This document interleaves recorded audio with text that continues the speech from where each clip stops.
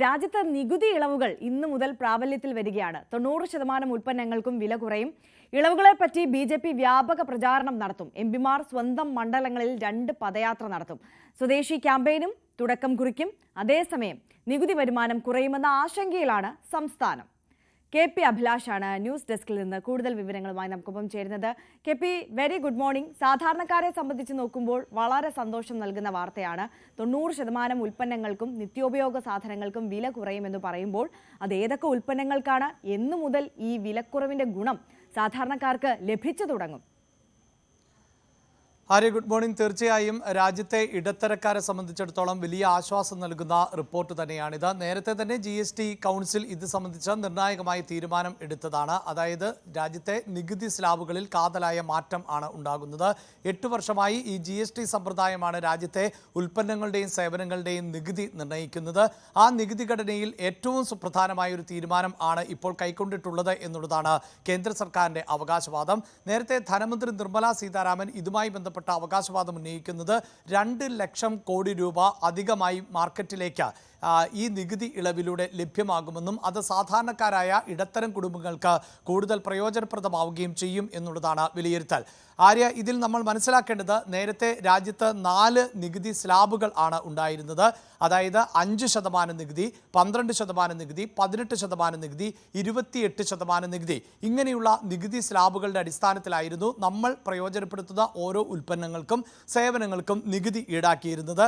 എന്നാൽ ഇനി മുതൽ ആ ഘടനയിൽ മാറ്റം വരികയും 5, 18 എന്നിങ്ങനെ 5%, 18% എന്നിങ്ങനെ 2 നികുതി ഘടനയാണ് പ്രധാനമായും ജനങ്ങൾ ഉപയോഗിക്കുന്ന ഉൽപ്പന്നങ്ങൾക്ക് സേവനങ്ങൾക്കും വേണ്ടി വരുന്നത്.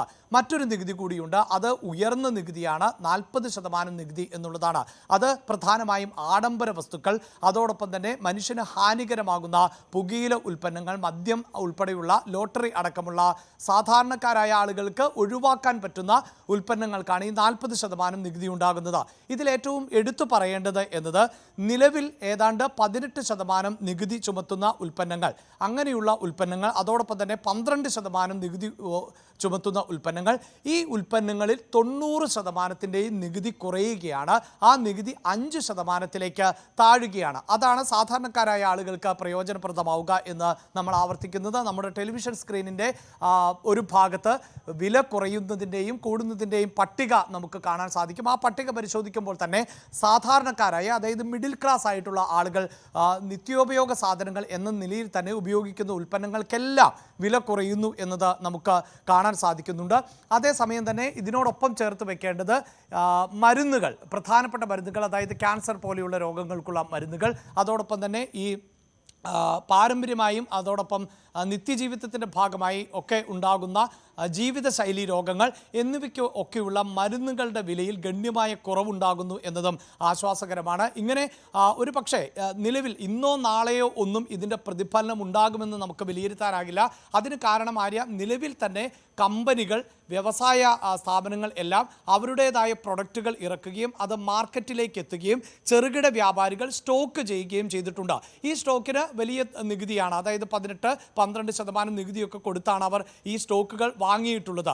അതേസമയം ഇനി മുതൽ ഈ വൻകിട സ്ഥാപനങ്ങൾ, മൊത്ത വിൽപ്പനക്കാർ, അതോടൊപ്പം തന്നെ വ്യാപാര സ്ഥാപനങ്ങൾ എല്ലാം വിൽക്കുന്ന പ്രൊഡക്റ്റുകളിൽ ഈ 5% നികുതിയായിരിക്കും പ്രധാനമായും ഈടാക്കാൻ പോകുന്നത്.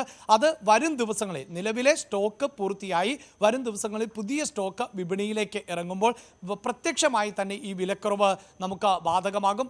പാലുൽപ്പന്നങ്ങൾക്ക് അടക്കം ഇപ്പോൾ തന്നെ നമ്മൾ മലയാളികളെ സംബന്ധിച്ചിടത്തോളം ചായ അല്ലെങ്കിൽ പാലുൽപ്പന്നം എന്നതൊന്നും നിത്യോപയോഗത്തിൽ നിന്ന് ഒഴിവാക്കാൻ പറ്റാത്ത ഒന്നാണ്. അങ്ങനെ എല്ലാ ദിവസവും ഉപയോഗിക്കുന്ന ഓരോ ഉൽപ്പന്നങ്ങൾക്കും 1-2 രൂപ വീതം കുറയുന്നു എന്നുള്ളത് ഒരു ശരാശരിക്കാരൻ്റെ കുടുംബ ബജറ്റിനെ ഒരു മാസമായി കണക്കാക്കിയാൽ അതിൽ വലിയ മാറ്റമുണ്ടാകുന്നു. അങ്ങനെ കോടിക്കണക്കിനായ ആളുകൾക്ക് ഇത്തരത്തിൽ ബജറ്റ് ചുരുക്കാൻ സാധിക്കുമ്പോൾ ആ തുകയാണ് പൊതുവിപണിയിലേക്ക് ഇറങ്ങാൻ പോകുന്നത്. അതാണ് ഗുണകരമായി മാറുന്നത്.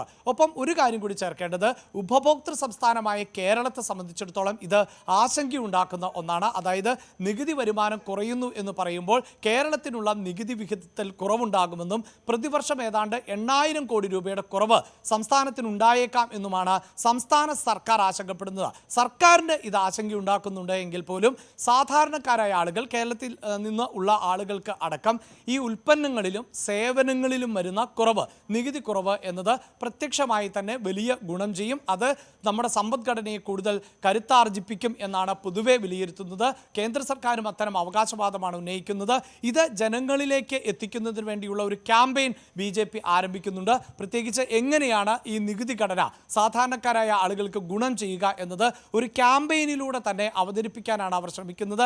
MP-മാരുടെ നേതൃത്വത്തിൽ ആയിരിക്കും ഇത്തരം ക്യാമ്പയിനുകൾ നടക്കാൻ പോകുന്നത് എന്നതാണ് എടുത്തു പറയേണ്ടത്. ഒപ്പം ഇന്ത്യ ഇപ്പോൾ നേരിട്ടുകൊണ്ടിരിക്കുന്ന, പ്രത്യേകിച്ച് നമുക്കറിയാം അല്പസമയം മുമ്പ് മിഥുൻ നൽകിയ 2 റിപ്പോർട്ടുകൾ, അതിൽ തന്നെ H1 വിസ, അതോടൊപ്പം തന്നെ ട്രേഡ്, അമേരിക്കയുമായുള്ള ട്രേഡ്, ഇതിൽ വ്യാപാരികളടക്കം ചില പ്രതിസന്ധികൾ നേരിട്ടുകൊണ്ടിരിക്കുകയാണ്. അതായത് അമേരിക്ക 50% അധിക ചുങ്കം ഈടാക്കുന്ന സാഹചര്യമടക്കം. ഇത്തരം പ്രതിസന്ധികളെയും ഈ നികുതി ഘടനയിലെ കുറവിലൂടെ ഒരു പരിധിവരെ പരിഹരിക്കാനാകുമെന്നാണ് കേന്ദ്ര സർക്കാരിന്റെ അവകാശവാദം. ആര്യ, തീർച്ചയായും വ്യക്തമാണ്. KP അഭിലാഷാണ് ന്യൂസ് ഡെസ്കിൽ നിന്ന് കൂടുതൽ വിവരങ്ങളുമായി നമുക്കൊപ്പം ചേർന്നത്. ഇപ്പോൾ നേരത്തെ സൂചിപ്പിച്ചതുപോലെ തന്നെ ഏതൊക്കെ ഉൽപ്പന്നങ്ങൾക്കാണ് വില കൂടുന്നത്, ഏതൊക്കെ ഉൽപ്പന്നങ്ങൾക്കാണ് വില കുറയുന്നത് എന്നതിൻ്റെ ഒരു പട്ടികയാണ് പ്രേക്ഷകർ കണ്ടത്. അതിൻ്റെ വിശദാംശങ്ങളാണ് KP നൽകിയത്. എന്തായാലും നമ്മൾ സാധാരണക്കാർ നിത്യവും ഉപയോഗിക്കുന്ന എല്ലാ സാധനങ്ങൾക്കും 90% സാധനങ്ങൾക്കും വില കുറയും എന്നുള്ള പ്രതീക്ഷയാണ് മുന്നിൽ നിൽക്കുന്നത്. അതുതന്നെയാണ് ഏറ്റവും വലിയ സന്തോഷവും ആശ്വാസവും.